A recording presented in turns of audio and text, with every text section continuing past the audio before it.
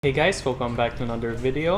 Today we're gonna be unboxing and taking a look at the new Tecware Veil 80, ang newest from Tecware. At bundled din siya with either reds, browns, yellow, or black switches. At ang titignan natin ngayon ay ang black switches.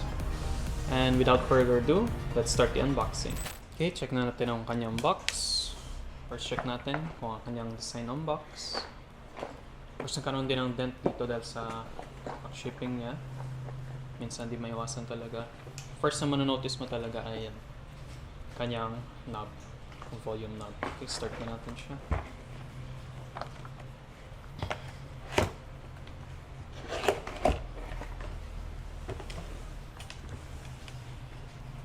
Kanyang quick user's guide at ang keyboard itself. Okay. At yun nga, una mo manonotice, kanyang volume knob na nakiklik mo din. Mamaya natin check lahat. Next natin ang contents sa kanyang box. Meron siya included na Type-C cable na 1.8 meters din, 2 USB-A. At may kasama din siyang tatlong extra black switches, just in case. Meron din siyang switch and keycap puller. Meron din siyang extra na keycaps dahil meron siyang key remapping ng keyboard na ito. Yan, makikita mo siya dito.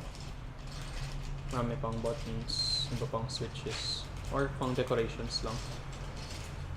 Ganyan yung Tecware na logo. Okay, tapos na ng ating unboxing. Next na natin ang first impressions. Okay, first impressions sa keyboard na ito.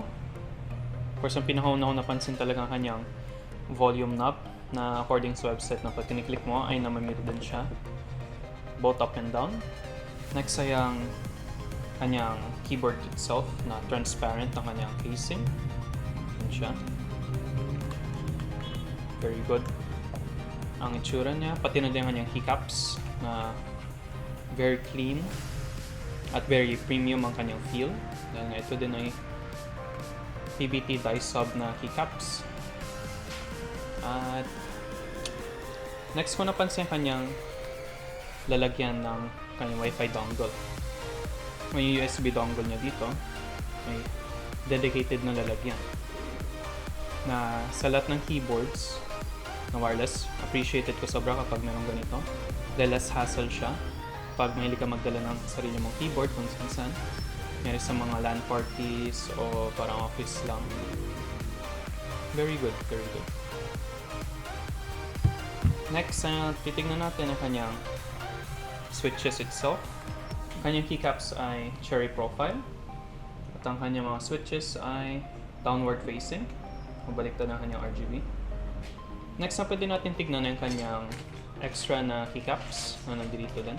Okay, ito na ang kanyang kasamang keycaps na pinrovide ng Tecware para sa keyboard na ito dahil supported din niya ang key remapping.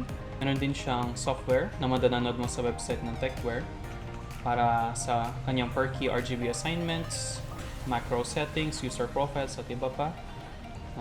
Para sa keyboard din ito specifically. Next, pwede natin i-check ay ang keyboard itself na sa next part na ng video, pagtetesting niya. Let's get right into it.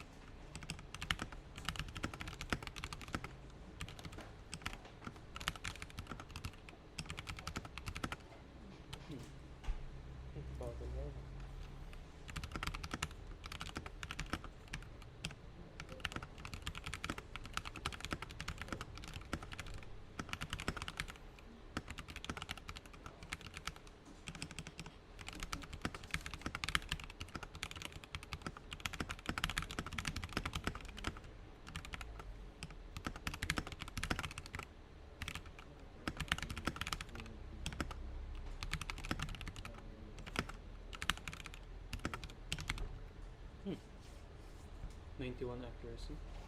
Okay, my final thoughts for this keyboard. Kompleto naman siya sa lahat ng features na kailangan mo. At very moddable din siya. Mas gaganda pa ito kung nalugmuhan niyang switches tulad nito. Mas gaganda pa ang kanyang tunog. At pwede mo din siya palitan ng keycaps. Para sa akin, for me, para ma-match ang kanyang aesthetic ngayon na transparent, pwede mo siyang lagyan ng transparent din na keycaps na either black or white. At yun na din. Aking favorite dito, kanyang volume knob na nakiklik din. And the housing para sa kanyang USB dongle. Next na gusto ko i-point out ay ang kanyang keycaps. While non-shine through, hindi naman ako magko-complain dahil madali lang naman siya palitan. At ang included niyang switches ay very good for me. Ito ang preferred kong switch, either blacks or glorious Holy Pandas. Yun ang aking mga favorite na switches. At kung mahilig ka sa RGB talaga, mas ma-appreciate mo ang lighting nito dahil lang sa kanyang transparent na shell. Especially kapag madilim ang environment mo. Kitang-kita ang kanyang lighting, hindi obstructed. At yun nga. Per key RGB assignment, pwede mo din siyang designan kung gusto mo.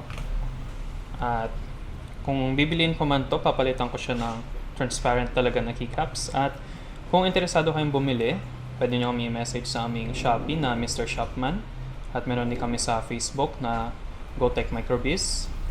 At kung na-enjoy nyo ang video na ito, please consider liking and subscribing to our channel. It helps us out a lot. And also tell us what you think about this keyboard. And again, thank you for watching till the end. Till next time.